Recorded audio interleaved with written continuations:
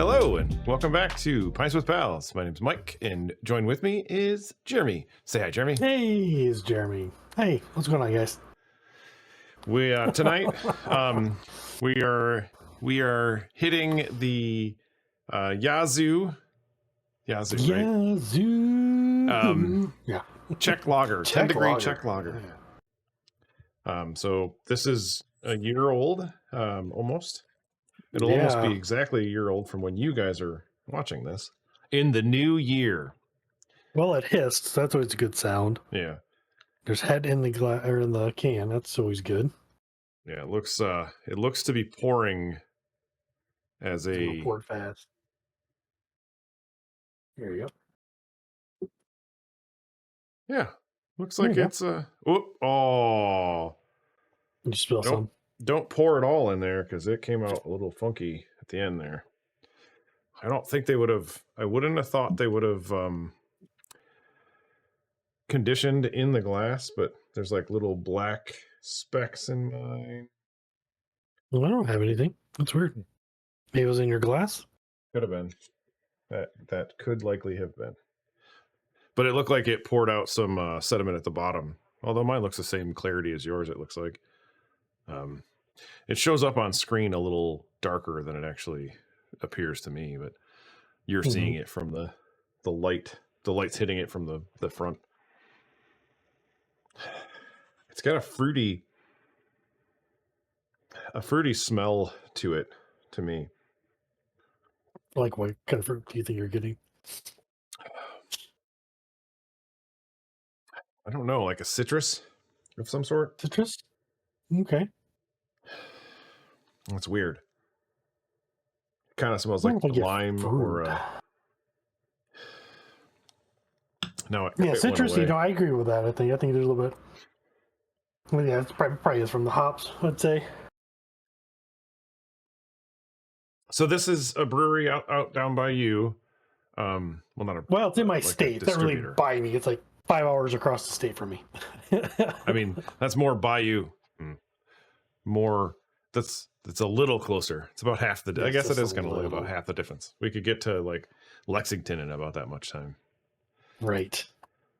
So, do you know what the 10 degrees stands for?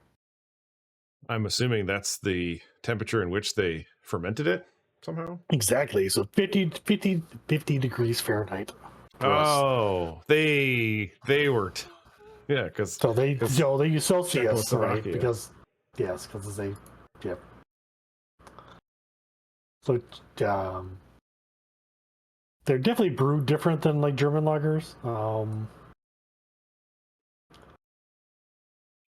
They kind of have. I feel like they have some like unfermentables like leftover. That's why I find them to be maybe a little sweeter than like some other like traditional German lagers. One thing I find interesting is like I want to go to Czech just for this. You can get like 3 different pours.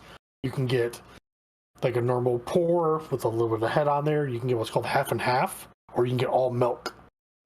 And I definitely want to try all 3 of them because I think that's just such an interesting way to drink beer. Is nothing but foam all the way through. And they have like a side pour tap instead of a pull down.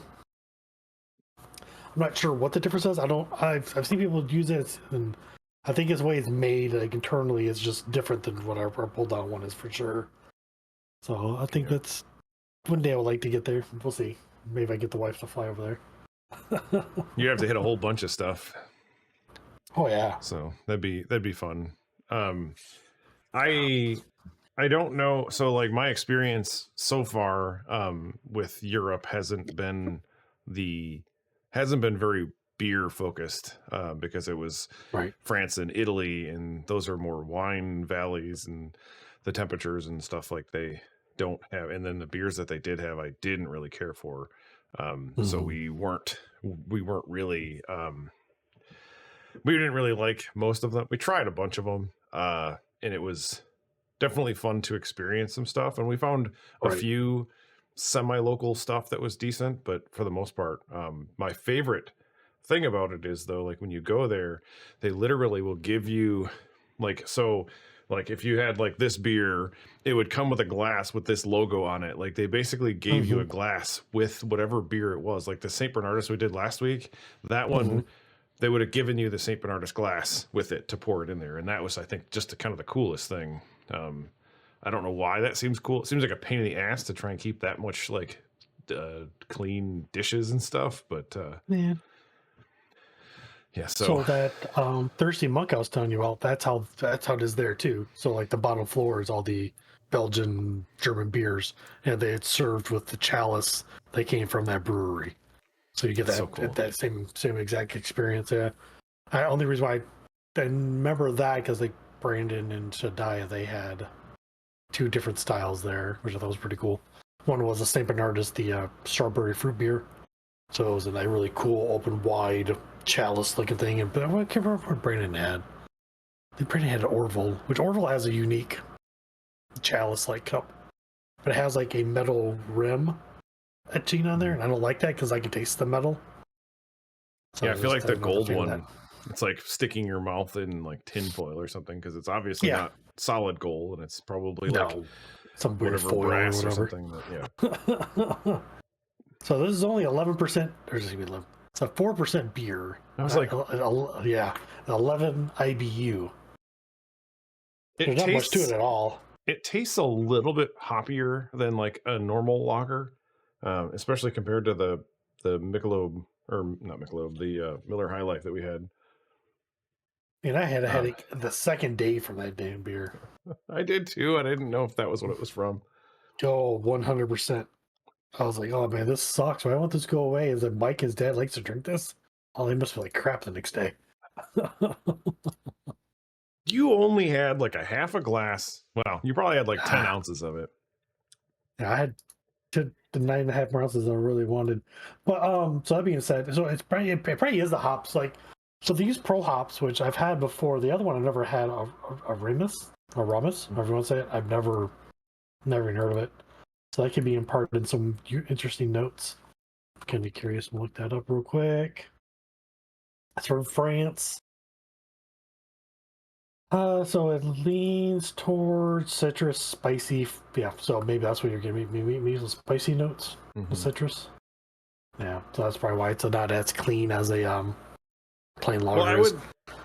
I wouldn't think so. I don't think most American lagers are using any kind of spicy or citrusy hop variant just to like. I feel like because it's just they I don't want to say clean, but they're almost like missing something typically. So this has a little bit more, but it kind of I think that spicy note kind of takes it to not really a direction that I'm not a fan of, but it kind of goes in a direction that I'm just not as I think I think that I can't remember how I rated the last one, the Yazoo, the one we had the first. Was that Daddy-O? So the first Yazoo was Daddy-O. So I give that a 3.8. So I might like more of their stuff. So that's what I guess I think that I probably if we were to be at this brewery, I probably wouldn't order this one on tap. I would order maybe one, but then I wouldn't like keep drinking it. It's not something that I would want like a 24 pack or a 12 pack of, or even a 6 pack of, I guess. Okay. So I'm on the other coin of that for sure. I like it. I like for what it is. It's easy drinking, goes on smooth. I do like the flavor profile. But like, so the lager I made, I use Saaz hops, which has a peppery note to it as well too. So basically everything I've brewed so far, I think has a Saaz hop. I don't know. I guess maybe it could be tonight. I had a little bit of candy before this, so that might be like screwing up my palate a little bit. It was like fair enough. Like chocolate and peanut butter. So it was like a Hershey's Kiss. Reese's?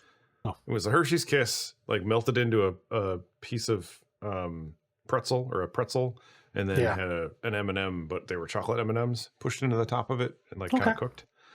That's cool. Yeah, yeah. My wife accidentally made those. She was trying to make it with regular M&Ms and then accidentally bought peanut M&Ms. But we were going to a party and she's like, "Oh God, peanut allergy all over it."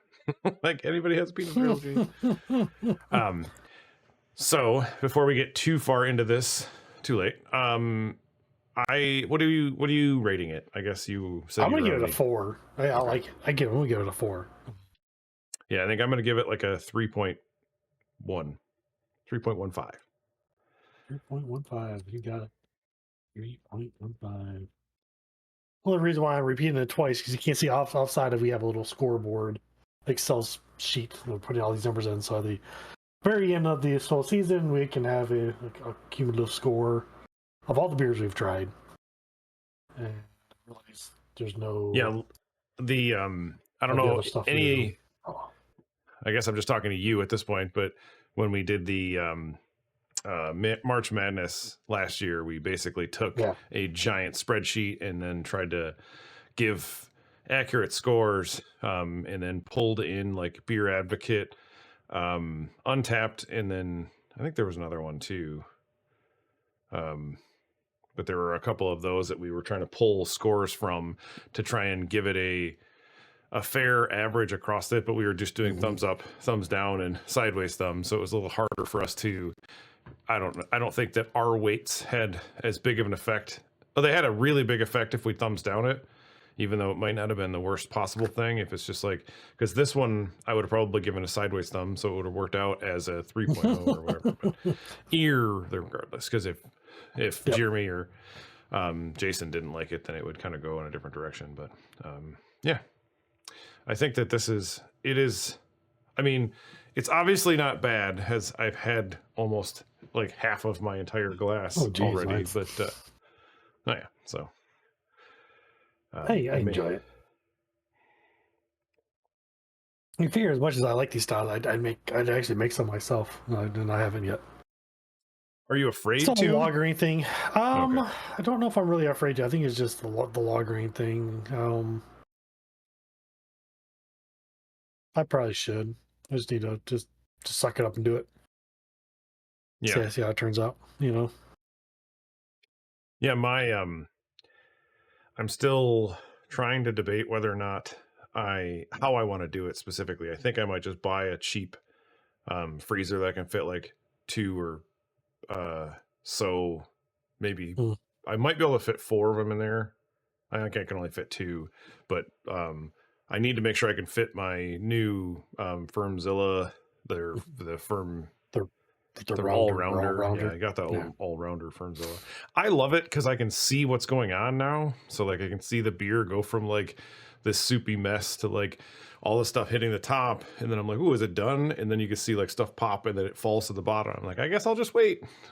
So I think I like that part of it, because the thing that's currently in there now is another. I bought another Kolsch, so I'm just doing the same thing I did because that Angela really liked. So, and I want to have a consistent light beer on tap.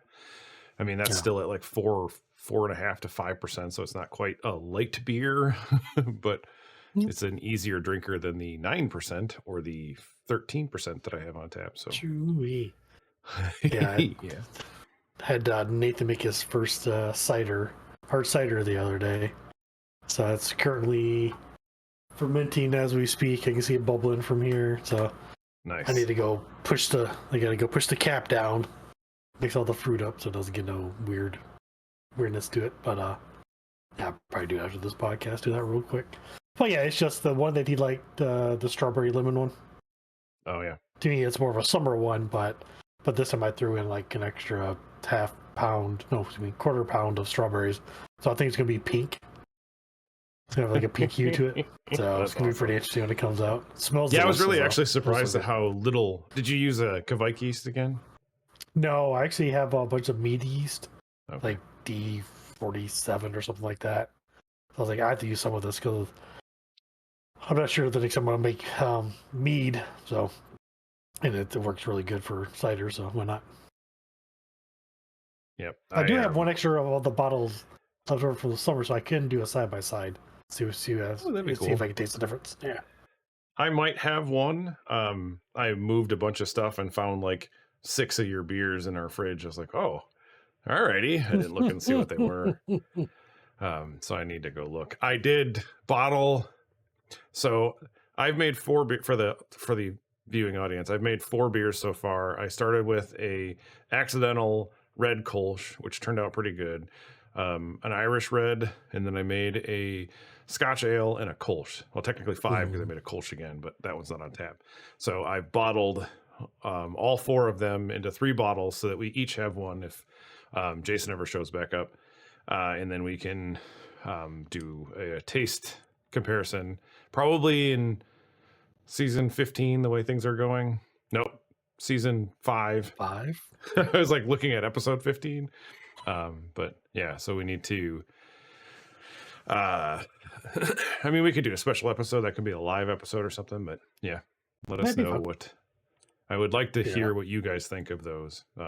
Because I want you to be as honest as you feel necessary, but you can't get better if you don't learn from your mistakes or keep doing whatever you're doing well.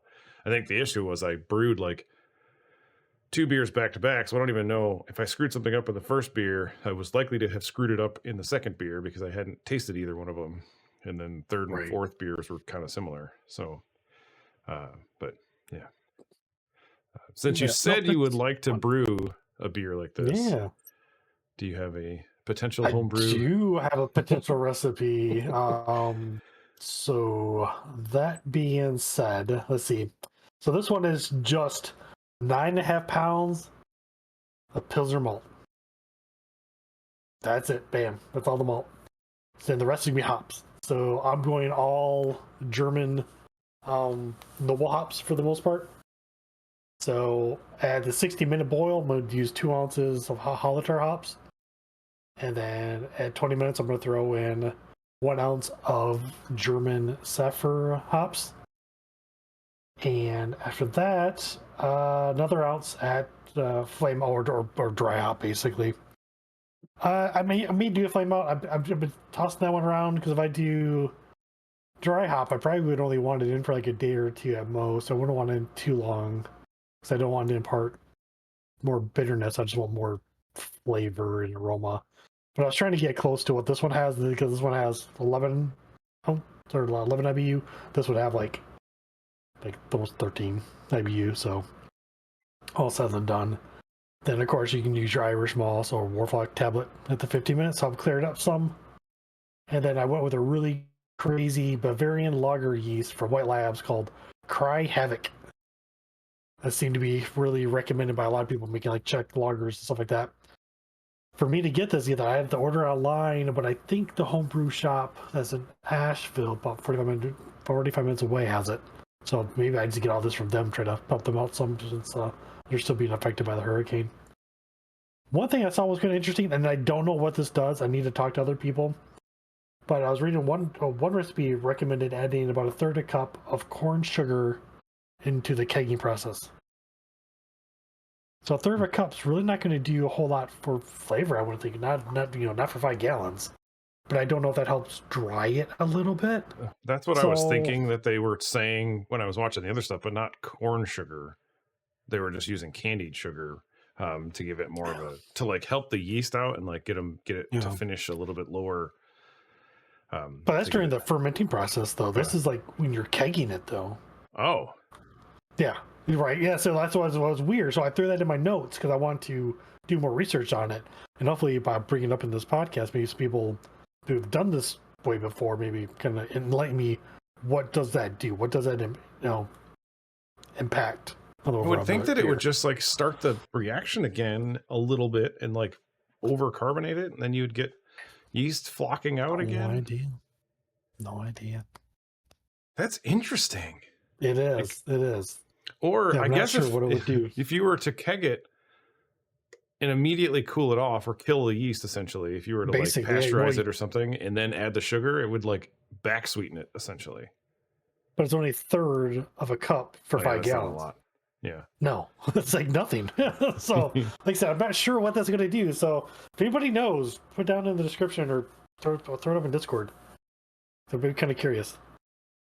Yeah, because it says unless they're if you were to keg it and then expect it to be fully carbonated, like if you let it sit when you're lagering process, no, because you would need to let it sit in the keg because it's like the notes that like the one I'm looking at. It's like 3/4 of a cup if you're bottling, priming it, or 1/3 of a cup if you're kegging it. So it's like, are they planning on putting it in this keg and leaving it still in like a room temperature? But then like that yeast, lager yeast, would not like to be like doing anything at like 70 degrees or whatever somebody's. Not potentially, no.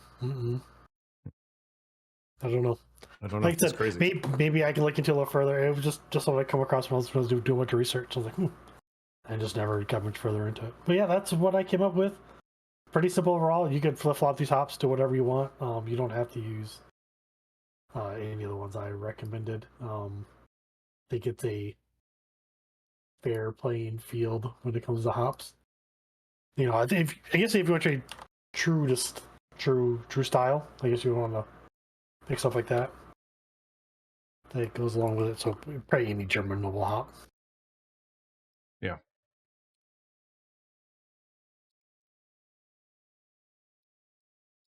Sounds good. Oh, that's why I went with it, because it has berry and currant. I thought that'd be kind of interesting. That saffron one. Yeah, is that why you were asking me originally what fruits I was smelling? Were you trying to figure out if it was? Because I was just trying to figure out. I would like to get better when it comes to hops, because I have a few people in my home over groups that can like pinpoint hops like that. You know, like, oh, you use this and this. I'm like, holy crap, how'd you figure that out? Wow. You know, some really have like a distinct flavor for sure. But my palate's not that good yet, I don't think, to figure that stuff out. Like if it's spicy, I usually go Saaz. So I feel like that's just one of the most common ones that has a little spicy note to it.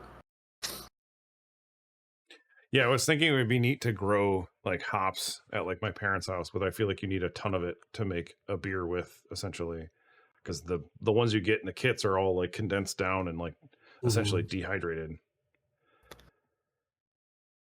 Yeah, you also be careful on certain breeds, because some grow really, really fast and some are super, super slow. So before you say like, oh, I'm gonna go buy this hops, make sure which style that you're getting, make sure the style that you want to deal with, and how fast does it mature. Yeah, I don't think I'd ever do that. I just was thinking it would be cool because they have the space and like they have a really tall barn that I could like connect the vine to and like let it run up the thing. Yeah, it'd be cool. All right. Well, before I finish my glass, I'd like to for sure. to say thanks for tuning in, and don't forget to go have a pint with your pal in the new year. Exactly. Please drink responsibly. Like, comment, subscribe, join Discord, ask questions, all the good stuff. And until next time. Cheers. Cheers.